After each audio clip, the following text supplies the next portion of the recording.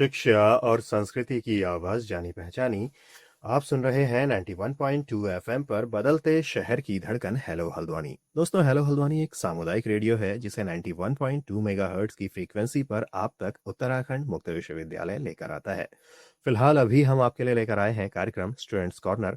और आज हमारे साथ हमारे स्टूडियो में मौजूद हैं आईटी इंजीनियर मोनिका पांडे। तो मोनिका पांडे जी, आपका बहुत बहुत स्वागत है स्टूडियो में। Thank you so much. तो जैसे अगर हम बात करें, आपने अभी उत्तराखंड मुक्त विश्वविद्यालय में पत्रकारिता एवं जनसंचार पाठ्यक्रम में प्रवेश लिया है। तो आपका परिचय उत्तराखंड मुक्त विश्वविद्यालय से कैसे हुआ और किस तरह से आपने प्रवेश लिया, इस बारे में हम बात करेंगे। लेकिन उससे पहले अगर जो हम आपका जैसे एक छोटे से परिचय की अगर हम बात करें कि आपका जन्म कहाँ हुआ और किस तरीके से आप जो अभी आप आईटी इंजीनियर के बतौर आप कार्य कर रही हैं, तो आप कैसे यहाँ तक पहुँची हैं, इस बारे में हम अपने श्रोताओं के लिए आपसे जानकारी लेना चाहेंगे। तो अगर आप शुरुआत से बात करना चाहें, मेरा जन्म जम्मू में हुआ है क्योंकि मेरे पिताजी फ़ौज में ही कार्यरत थे और उस समय हमारी पोस्टिंग वहाँ थी। उसके अलावा मैं गोरखपुर उत्तर प्रदेश की मूल निवासी हूँ और वहाँ से मैं इंजीनियरिंग के लिए हमारे आर्मी के ही कॉलेज में पूना में गई थी, जहाँ पे मैंने आईटी को अपना मेन विषय बनाया था इंजीनियरिंग के लिए। तो मैं एक आईटी इंजीनियर बनी और उसके बाद मैंने आईटी में ही अपना प्रोफेशन बनाया, क्योंकि मुझे टेक्नोलॉजी शुरू से ही काफ़ी आकर्षित करती है। तो इसी वजह से मैं जानना चाहती थी कि दुनिया में, समाज में आईटी का जो प्रभाव होता है वो किस तरह से। और अब इतने साल, लगभग 10 साल हो चुके हैं मुझे एज़ एन आईटी इंजीनियर, और मैं ये देखना चाहती हूँ कि हम आए दिन, हमें पता भी नहीं चलता है कि किस तरह हमें आईटी रोज़मर्रा की ज़िंदगी में छूता रहता है। मोनिका पांडे जी, जैसे आप आईटी के फील्ड से जुड़ी रही हैं, तो क्या खास कारण रहे जिस वजह से आपने पत्रकारिता और जनसंचार का ये पाठ्यक्रम आपने चुना, और क्या कारण रहे कि आपने इस पाठ्यक्रम में प्रवेश लिया? मेरा हमेशा से जो इंटरेस्ट है वो जर्नलिज्म, कैमरा फेसिंग जॉब्स, क्योंकि हम आए दिन देखते हैं और हमारा बेसिकली मीडिया जो है वो हमारे विचारों को कब गढ़ देता है हमें पता भी नहीं चलता। हमारी सोच, हमारी समझ, हर चीज़ उससे ही प्रभावित होती है। यहाँ तक कि छोटे-छोटे बच्चों का जो व्यवहार है वो कहीं न कहीं हमारा मीडिया ही बना रहा है, और इस चीज़ में हम सबका योगदान होना चाहिए। Not just as a speaker but as a listener also हमको ये सब समझना चाहिए। क्योंकि अब मैं एक पेरेंट हूँ, मेरी एक डॉटर है, तो अब मुझे लगता है कि कितनी ज़्यादा ज़रूरत है हमको कि ये देखने की कि जो मीडिया है, जो हमारे घर में आ रहा है, जो हम सबके चारों तरफ फैल रहा है, वो हम पे कैसा असर डाले और हम उसको कंट्रोल करें। मतलब एक इन्हिबिशन ज़रूरी है और एक कंट्रोल ज़रूरी है। तो बस यही मेरा इंटरेस्ट था, जो मैंने अब इस विषय में वो आगे पढ़ाई करने का सोचा कि ये सबसे अच्छा तरीका है शिक्षा। अगर एक बार प्रोफेशनल एजुकेशन हमको इसमें मिलता है। अगर हम बात करें कि उत्तराखंड मुक्त विश्वविद्यालय से जो आपका परिचय हुआ, वो कैसे हुआ और किस तरीके से आपको उत्तराखंड मुक्त विश्वविद्यालय में प्रवेश लेने की जो प्रेरणा है, वो मिलती है? उत्तराखंड ओपन यूनिवर्सिटी के बारे में मुझे पता चला, मेरे ही फैमिली मेंबर हैं प्रोफेसर भानु प्रकाश जोशी जी, जो यहाँ पर योग डिपार्टमेंट में प्रोफेसर हैं। तो मैं हमेशा से उनसे बहुत ही प्रभावित रही हूँ।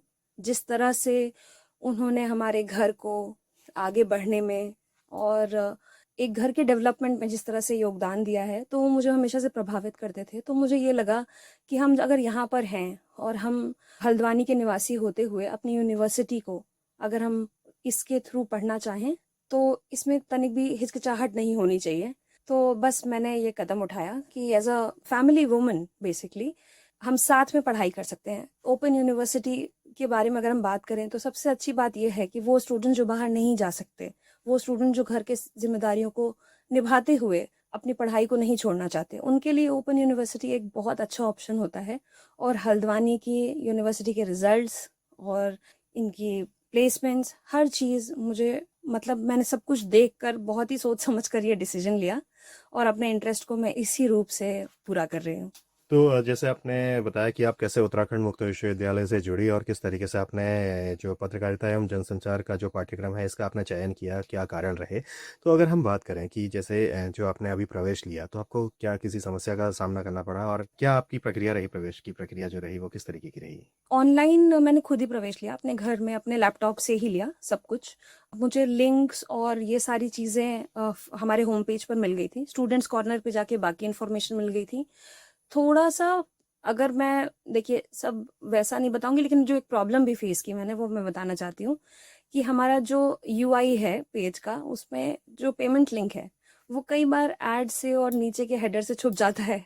तो ये प्रॉब्लम मुझे आई थी, तो ऑनेस्टली ये मैं हाइलाइट करना चाहूँगी अगर ये प्रॉब्लम सॉल्व हो सके तो। और इसके अलावा तो सब कुछ अच्छा था, डेडलाइन का भी एक्सटेंशन मिला है स्टूडेंट्स को, तो ये भी एक अच्छी बात है कि कोई अगर ये सोच रहा है कि मिस हो जाएगा तो उनको ये एक्सटेंशन भी मिला है।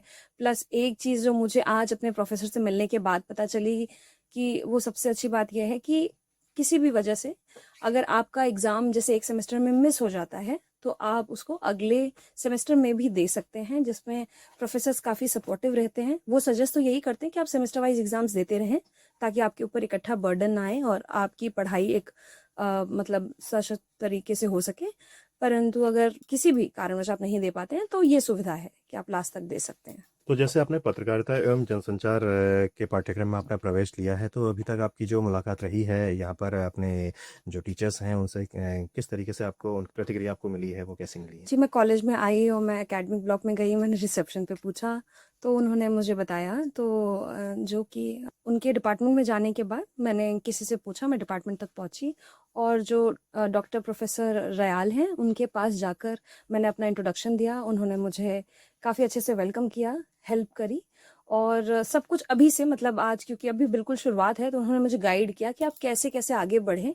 उन्होंने रेफ़रेंसेस भी दिए, बुक्स दी, लाइब्रेरी के बारे में बताया कि हम किस तरह से बुक्स को अरेंज कर सकते हैं। अगर नहीं होता है तो उन्होंने फर्दर भी हेल्प करने की बात करी और आज मुझे स्टडी मटेरियल भी मेरा मिल जाएगा जो कि मूलतः हिंदी में होगा, पर हमारा एग्ज़ाम जो है वो बाइलिंगुअल होता है, तो मैं कोई भी लैंग्वेज ऑप्ट कर सकती हूँ, ये बताया। अपने भविष्य को लेकर के आपके क्या प्लान्स हैं और साथ ही आप कितने आशान्वित हैं इस पाठ्यक्रम को लेकर के उत्तराखंड मुक्त विश्वविद्यालय से? जैसे कि मैंने पहले बताया, ये मैंने share out of interest opt किया है, तो मैं इसके बारे में जानना चाहती थी और मुझे कैमरा फेसिंग, वॉइस और ये सारी चीज़ें बहुत शुरू से ही बहुत आकर्षित करती हैं और मुझे बहुत मन है इस फ़ील्ड में आगे बढ़ने का।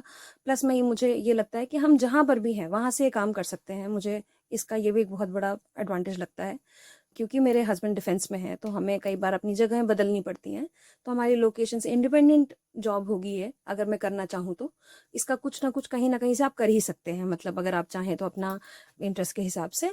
तो इस वजह से मैंने आगे के प्लान्स मैं समय के हिसाब से तय करूँगी, किंतु अभी मेरा मन है कि मैं इसको अच्छे से अपनी पढ़ाई करके अपने अध्ययन पे पूरा ध्यान दूँ और आगे जैसे-जैसे मुझे इसकी समझ बढ़ेगी, उस हिसाब से मैं अपना करियर थोड़ा-सा इसकी तरफ डाइवर्ट करती रहूँगी। तो मोनिका पांडे जी, आपका बहुत-बहुत धन्यवाद हमसे और हमारे सभी लिसनर से ये सारी जानकारी साझा करने के लिए और इसके अलावा आपका एक बार फिर से स्वागत है। अगर आपको लगता हो कि कोई बात या फिर आपका कोई विचार इस कार्यक्रम में आना चाहिए था, इस बातचीत के दौरान आना चाहिए था और वो इसमें ना आ पाया हो तो? बस मैं ये कहना चाहती हूँ कि ये एक मौका होता है हम सभी अगर मैं महिलाओं पे ज़्यादा वो करूँ तो फ़ोकस करूँ तो मतलब महिलाओं के लिए भी ओपन यूनिवर्सिटी एक बहुत अच्छा साधन है और वो घर के साथ इसे बहुत अच्छे तरीके से निभा सकती हैं। तो इसमें करना और अध्ययन लेने में कोई हिचकिचाहट नहीं होनी चाहिए।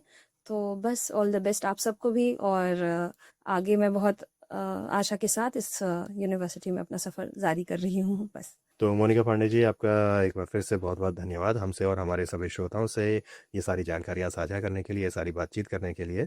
तो इसी के साथ दोस्तों मैं अनिल भी चाहूँगा स्टूडेंट्स कॉर्नर के इस अंक से इजाज़त, फिर आपसे मुलाकात होगी, तब तक के लिए नमस्कार।